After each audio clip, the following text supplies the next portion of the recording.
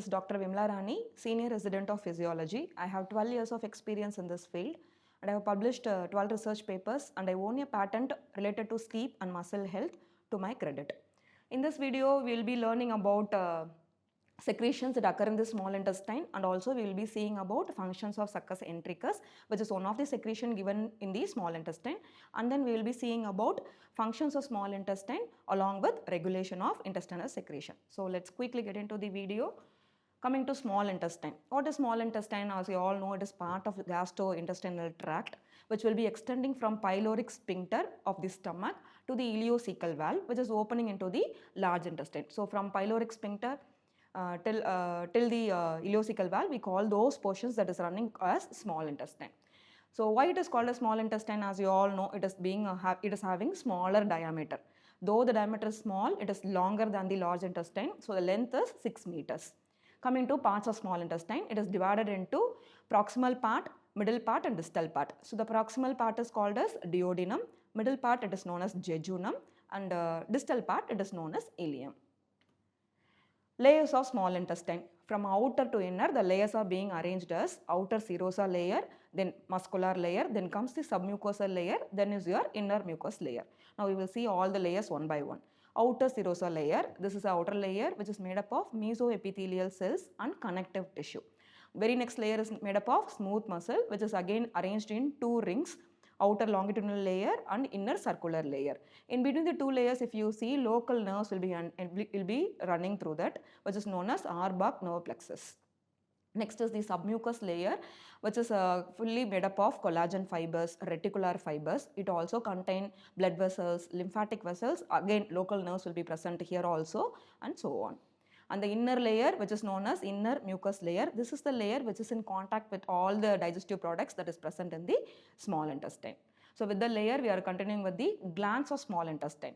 So intestine, when you take small intestine, it is made up of two type of glands. First, we are going to see about the first gland, that is intestinal gland. The other name for intestinal gland is crypts of Lieber-Kuhn. So this intestinal gland, it is actually a simple tubular gland which will be opening its secretion into the lumen of the intestine, but it do not penetrate the muscularis mucosa of the small intestine. Instead, it will be penetrating into the lumen in between the villi. And what it is made up of? It is made up of columnar epithelial cells, which is in continuation with the cells that make up the villi, which we will see later. So this columnar epithelial cells, this will constantly undergo mitotic division at a rapid rate. So when it is continuously dividing, all the new cells which is being formed, it will be pushing the older cells towards the villi. Whatever older cell that is being pushed to the villi, it is called as enterocytes. What is the role of enterocyte? It is going to produce all the enzymes needed for digestion that happen in the small intestine. Apart from the columnar cells, this tubular gland, it is also made up of other cells like enterochromaffin cells, goblet cells and Paneth cells. Enterochromaffin cells, they secrete serotonin, which is going to enhance the motility of the GI system. It also enhances the GI secretion. And the next cell is goblet cells, which produces mucus. So this mucus actually it is going to offer some protective role to the small intestine. It is going to protect the entire small intestine from the acid chyme that is entering from the stomach. And next is the Paneth cell, which is going to produce defensin, which has antimicrobial action in it. And the next gland we are going to see is Brunner's gland. This gland mainly present in the duodenal portion. So this Brunner gland, it will penetrate the muscularis mucosa. After penetrating the muscularis mucosa, it will enter even to the submucosal layer. And this will secrete lot of mucus and the traces of enzyme. So all the secretion will be emptied into the lumen of the small intestine. So we have seen two glands, one is intestinal gland and Brunner gland. Next, we are going to see about a projection that is seen in the small intestine known as villi. So as I mentioned, this villi is nothing but it is present in the mucous membrane of the small intestine. They are nothing but the minute projections. They are present in the mucous membrane with a height 1 millimeter and diameter less than 1 millimeter. All this villi, they are made up of columnar cells known as enterocytes. And then from each and every villi, there arises again small minute projection. They are called as microvilli. Both this villi and microvilli, they are present to increase the surface area of the small intestine. Thereby, the absorption will be promoted more, which is the main function done by the small intestine, nothing but maximal absorption of all the digested food products, which is enhanced by this villi and microvilli. And then apart from that, inside the villi in the picture as you see, it contained lacteal central channel which is known as lacteals. This lacteal will be connected to the lymphatic system, and apart from the lacteals, even it contained blood vessels in the middle of the villi. Next, succus entericus, nothing but secretions that is present, that is being produced from the small intestine. We call it as succus entericus. How much it is produced? It is produced about 1.8 liters per day, and it is purely alkaline in nature with pH 8.3.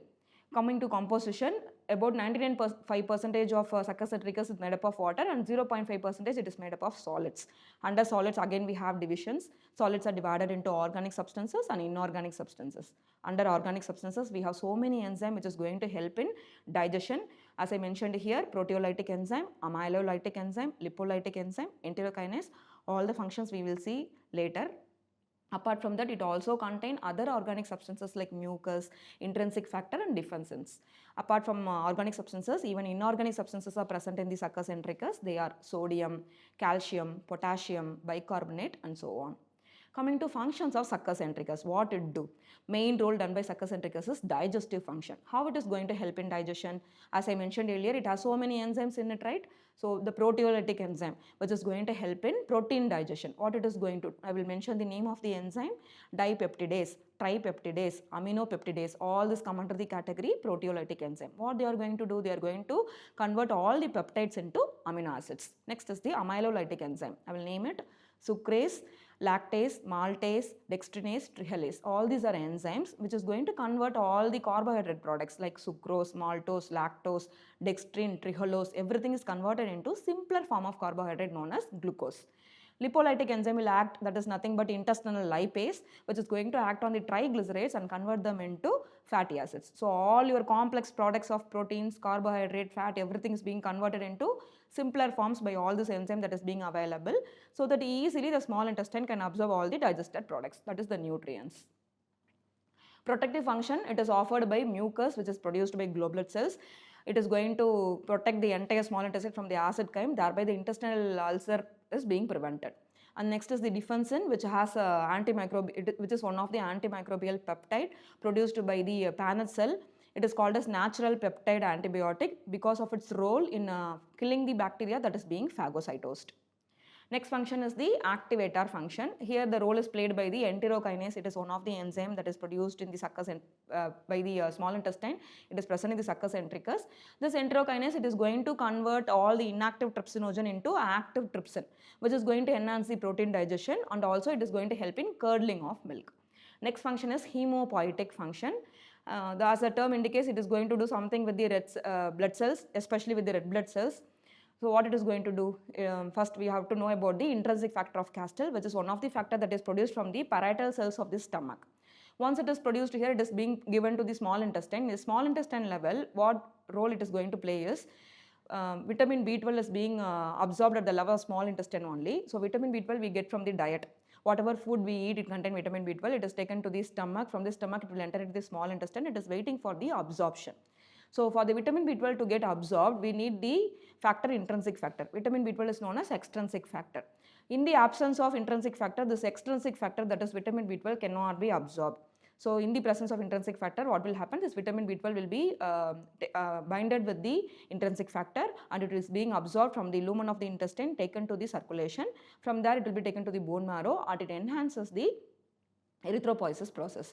So this intrinsic factor, when it is absent or when the vitamin B12 is not properly absorbed, both the condition will lead to pernicious anemia. Coming to functions of small intestine. The very first function done by it is mechanical function. Mechanical function, under which we will see about all the movements that happen in the small intestine. Why movement is essential in small intestine? In order to mix the digested products with the digestive juice, in order to propel the food, in order to enhance the absorption, we need the movement. Under this, we are going to see the first movement, that is mixing movement, which is going to help in mixing the digestive products with the digestive juices. Nothing but pancreatic juice, bile and the intestinal juice. So under mixing movement, we have segmentation contraction, in which, as the diagram indicates, all the segments, you can see some segment is contracted and some is relaxed. A portion of, when we take a portion of segment, that is about 1 to 5 centimeter, will go for contracted position. In between the contracted segment, you can notice the relaxed segment here. So the portion will be contracting, and in between the portion will be relaxing. After some time what will happen, the contracted portion will go for relaxation and the relaxed portion of the segment will go for contraction. So this will be repeated again and again. This will help in chopping the chyme entirely, and also it enhances the mixing the digestive products with the juices that is being available. And the next movement is the pendular movement, which is nothing but a single portion or a small portion of the small intestine will be sweeping the content, which will resemble the pendular clock movement. Here a small portion will be moving forward or backward or upward or downward. This movement again helping in mixing the digestive contents with the juices that is being available. Next movement is the propulsive movement, which is going to push the food that is being available to the next segment, under which we are going to see two movements. One is peristalsis, another one is peristaltic rush. Peristalsis means nothing but, as you all know, it is a wave of contraction followed by wave of relaxation, which is occurring in arboreal direction. So it is going to push the content from small intestine to the next level. Next is the peristaltic rush, which is nothing but a rush wave similar to peristaltic wave only, but it is somewhat vigorous in nature. So whenever your small intestine being irritant, it is exposure to any irritant stimuli like acid chyme, or it is completely distant with food, it want to relieve itself from all the content. At that time this peristaltic rush wave will happen. So this wave will start from the duodenum, will run all through the small intestine and quickly end up in the ileocecal valve, so that all the irritants and distensions is being pushed to the next level, that is to the large intestine, and your small intestine is completely relieved from the stimulus. Next is the migratory motor complex, which is another type of peristaltic contraction that happen whenever a person is being undergoing fasting for several hours. This migratory motor complex will occur in the small intestine. Why it is occurring? The significance is it is going to remove all the excessive secretion that is available in the small intestine. Apart from that, it is going to stop the secretion production in the small intestine, and when it is being formed, it is being quickly taken off because of this migratory motor complex. Next is the movement of villi. This movement of villi is promoted by either by the local nerve that is being available in the small intestine or by the hormones that is being available, that is enterokinin. Both is going to promote the villi movement. So once the villi is being getting elongated, it is going to enhance, increase the surface area of the small intestine. Thereby digestion is promoted. Also the absorption is most promoted. Next function of small intestine is secretory function. So small intestine produces succus centricus. Function of succus centricus I have explained earlier itself. Then enterokinase, which we have seen earlier, and all the hormones are being secreted. So under secretory function you can explain succus centricus, enterokinase and hormone separately. Then hormonal function, small intestine secretes two type of hormones, secretin and cholecystokinin. Secretin is secreted from the S cells that is present in duodenum, jejunum and ileum. Secretin, when it is produced, whenever the acid chyme enter into the small intestine, it is going to promote the secretin production. Secretin will enhance the pancreatic secretion, it will inhibit the gastric motility and enhances the intestinal motility more. It also improves the intestinal secretion and enhances the CCK production. Next hormone is the cholecystokinin, which is produced from the eye cells that is present in the duodenum. The CCK, when it is produced, whenever the chyme that is entering from the stomach, if it is rich in fat and protein, at that time when the fat and protein rich chyme enter into the small intestine, this will enhance the hormone production, that is cholecystokinin. In short, it is called the CCK. This again, it is going to do similar function of secretin only. It is going to enhance the exocrine pancreatic secretion. Also it inhibits the gastric motility, enhances the intestinal motility and improve the secretion in the intestine. Also it enhances the secretin production. Next is the digestive function. So under digestive function, as I mentioned earlier, we have so many enzymes like proteolytic enzyme, amylolytic enzyme, lipolytic enzyme that is present in the succus centricus, which is all going to promote the digestion of protein, carbohydrate and fats. Next is the activator function. As we seen earlier in succus centricus, enterokinase, which is going to help in conversion of inactive trypsinogen into trypsin, which is going to enhance the protein digestion. Next is the hemopoietic function. As we seen earlier, intrinsic factors needed for extrinsic factor absorption at the level of small intestine. Whenever both these factors are absent in the small intestine, it is going to result in condition known as pernicious anemia. Absorptive function, here what happens? The carbohydrate, protein, fat, whatever being nutrients that is available in the small intestine, it is being absorbed from the lumen of the small intestine into the blood circulation. So carbohydrates, especially glucose, is being absorbed from the lumen to the epithelial cells with the help of sodium. We call it a sodium co-transport. Again, from the epithelial cells into the blood vessels, they will be entering through the facilitated diffusion. Likewise, proteins, levoproteins and dextroproteins. Levoproteins are being absorbed by sodium co-transport and dextroproteins are absorbed by facilitated diffusion. Fat, the fat absorption is mainly present in the upper part of the small intestine, that is in the duodenum, and for to enhance the fat absorption we need the bile. Only when the bile is available, the fat can be easily absorbed. Coming to regulation, the entire small intestine secretion is being regulated by two means. One is nervous and one is hormonal. Under nervous regulation, sympathetic system, whenever it is being stimulated, it is going to cause vasoconstriction and it is going to decrease the intestinal secretion. Whenever parasympathetic nervous system is activated, it is going to enhance the blood circulation by vasodilation, thereby increasing the intestinal secretion. Then it is also being regulated by local nerve that is being available. So whenever the acid chyme come and touches the layer of the small intestine, that is the tactile stimulus, or if there is any irritation that is given by the acid chyme, both these are going to stimulate the secretion. And then the hormones like secretin CCK, which is going to enhance or increase the small intestinal secretion. Coming to applied aspects, so whenever the small intestine is not going to do the function properly, it is going to result in malabsorption, nothing but failure of absorption of protein, carbohydrate, fat and nutrients available. When it is not absorbed properly, it is going to affect the growth and development of the individual, and it also going to result in certain diseases. So it is going to result in malabsorption syndrome, nothing but failure in digestion and absorption takes place in the small intestine. So all the nutrients won't be properly absorbed. So under malabsorption syndrome, we have many diseases. Here I have limited with Crohn's disease and steatorrhea. Crohn's disease, it is also known as enteritis. It is one of the inflammatory bowel disease in which we can notice inflammation, that is swelling of the small intestine. So in which malabsorption is mostly seen along with diarrhea. And steatorrhea, here there will be absence of an enzyme known as pancreatic lipase. If it is absent, fat won't be absorbed properly. So there will be malabsorption of fat. So these are the two conditions you can write under applied physiology. With this, I am coming to end of this video. So if you have any queries, don't forget to post it in the comment box which is given below. I will meet you with an interesting topic of physiology in the next session. Thank you.